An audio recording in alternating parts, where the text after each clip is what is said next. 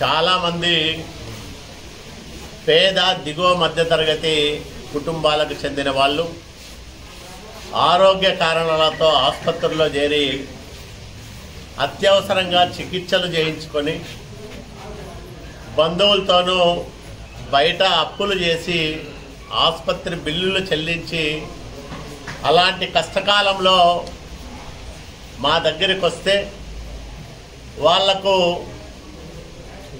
ఉడతా భక్తిగా ముఖ్యమంత్రి సహాయ నిధి నుంచి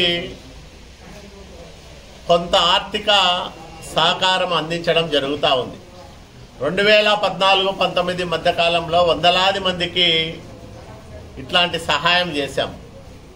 మళ్ళా ఈ సంవత్సర కాలంలో దాదాపు ₹1 కోటి ఇలాంటి బాధితులకు సహాయం చేయడం జరిగింది.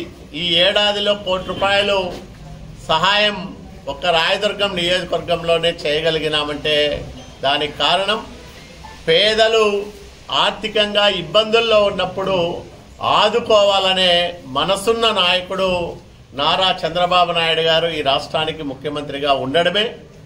ఆయన ఆశీస్సులతో ఇలాంటి కష్టాల్లో ఉన్న రాయదుర్గం ప్రజలను వాళ్ళ కుటుంబాలను మరింత ఎక్కువగా ఆదుకోవడానికి తప్పకుండా చర్యలు తీసుకుంటాం.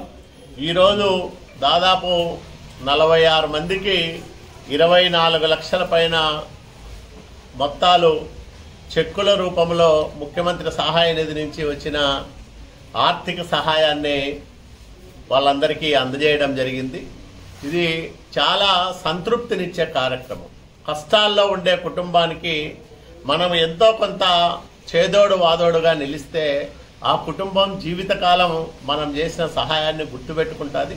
అట్లాంటి సహాయం ముఖ్యమంత్రి నారా చంద్రబాబు నాయుడు గారు మా చేతుల మీదుగా అలాంటి కుటుంబాలకు అందిస్తున్నందుకు ఈ బాధితులు లేదా ఈ కష్టాల్లో ఉన్న ఈ నిరుపేద కుటుంబాల వాళ్ళ తరఫున ముఖ్యమంత్రి చంద్రబాబు నాయుడు గారికి మనస్ఫూర్తిగా కృతజ్ఞతలు తెలియజేస్తున్నాం.